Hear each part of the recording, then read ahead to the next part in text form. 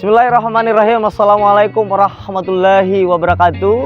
Halo sahabat-sahabat Pak Dokter Channel, dimanapun Anda berada saat ini. Senang sekali rasanya kembali saya hadir untuk Anda. Dan saat ini, sore ini, seperti janji saya sebelumnya, saya akan membahas sedikit tentang faktor-faktor apa sih yang harus diperhatikan oleh seseorang ketika ingin menyampaikan pendapat, ingin menyampaikan pesan dan kesan serta informasi kepada orang lain. Baik itu secara personal maupun mungkin dilakukan di depan orang banyak. Nah, sahabat-sahabat Pak Dokter Channel yang berbahagia, dimanapun Anda berada saat ini, ada dua faktor sebenarnya dalam proses menunjang kemampuan seseorang dalam berbicara. Dalam ilmu bahasa itu ada dikenal dengan nama faktor kebahasaan dan faktor non kebahasaan. Nah, hari ini saya akan mengulas tentang faktor kebahasaan. Kita nanti ulasnya terpisah ya. Soalnya kalau diulas secara keseluruhan, takutnya nanti para sahabat Dokter Channel dimanapun Anda berada itu tidak mampu memahami kalau terlalu panjang, ataukah nanti ntar menjadi bosan jadinya.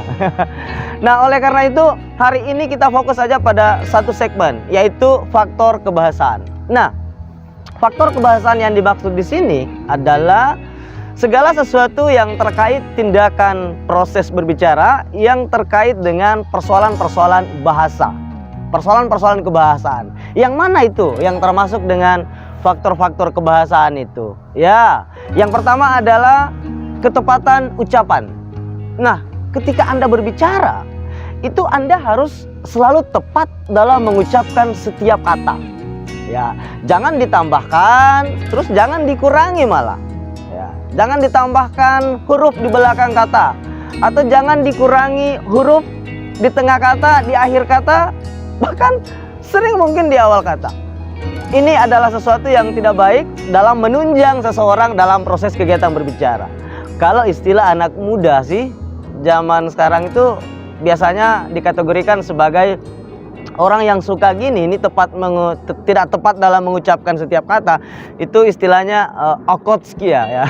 Okotski itu ya. Entahlah, yang jelas dia tidak tepat dalam mengucapkan kata demi kata. Nah, ini menjadi hal yang tidak bagus. Kenapa? Karena akan menjadikan orang yang sedang menyimak kita itu tidak akan pernah percaya dengan kita. Dia tidak akan pernah merasa bahwa orang yang sedang berbicara di hadapan kita itu adalah orang yang memang hebat dalam menyampaikan topik-topik pembicaraannya. Itu disebabkan karena hanya sepele. Dia selalu tidak tepat dalam mengucapkan kata. Saya berikan contoh ya. Kalau contoh yang paling kecil misalkan, kalau Anda mengucapkan kata salam saja, itu harus tepat. Assalamualaikum warahmatullahi wabarakatuh. Itu agak bagus kedengaran. Tapi kalau Anda mengatakan seperti ini loh, Assalamualaikum warahmatullahi wabarakatuh, mana menarik coba. Nah, ini adalah salah satu faktor yang Anda harus perhatikan ketika Anda menyampaikan pendapat kepada orang lain, supaya Anda tidak kelihatan seperti orang yang tidak memiliki keilmuan, tidak cendekia gitu kelihatannya. Tetaplah tepat dalam mengucapkan kata demi kata. Nah, yang kedua, ini lebih penting lagi. Kita harus mampu memilih kata atau memilah kata. Dalam ilmu bahasa Indonesia ini disebut dengan diksi. Ya. Seseorang dalam menyampaikan pesannya kepada orang lain, itu hendaknya harus mampu memilih dan memilah kata sehingga apa yang disampaikan kepada pendengar, kepada penyimak, itu mampu dipahami, mampu dimengerti. Harus Anda ingat loh, bahwa tujuan orang menyampaikan pendapat adalah agar apa yang disampaikan itu bisa tersampaikan, dan apa yang didengarkan dan disimak oleh para penyimak itu bisa dipahami oleh orang-orang yang sedang mendengarkan kita. Olehnya itu penting bagi kita untuk memilih dan memilah kata demi kata Jangan asal menunjukkan kemampuan dalam berkata-kata, tapi sesungguhnya Anda tidak mampu menyampaikan, memahamkan apa yang sebenarnya Anda ingin sampaikan kepada orang lain. Ini penting. Seperti misalkan ketika Anda berbicara, Anda terlalu hebat menggunakan istilah-istilah asing gitu. Menggunakan istilah-istilah yang belum tentu juga Anda paham gitu ya. Ini karena hanya ingin gengsi, memperlihatkan kepada halayak bahwa lihat tuh saya mampu menggunakan bahasa asing dengan bagus. Saya mampu menggunakan berbagai macam istilah-istilah ilmiah, istilah-istilah cendekia mungkin. Yang tetapi notabene ini justru lucu. Lucunya karena Anda menyampaikannya itu, dan yang Anda sampaikan itu, orang yang menyimak Anda tidak memahami Anda. Tidak memahami apa yang Anda sampaikan.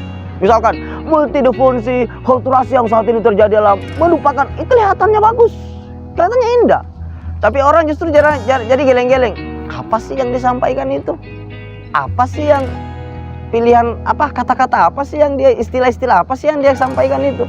Nah, ingat ya, sekali lagi, diksi, pilihlah kata yang sesederhana mungkin dan mampu meyakinkan, mampu memahamkan orang-orang yang sedang menyimak Anda ketika berbicara.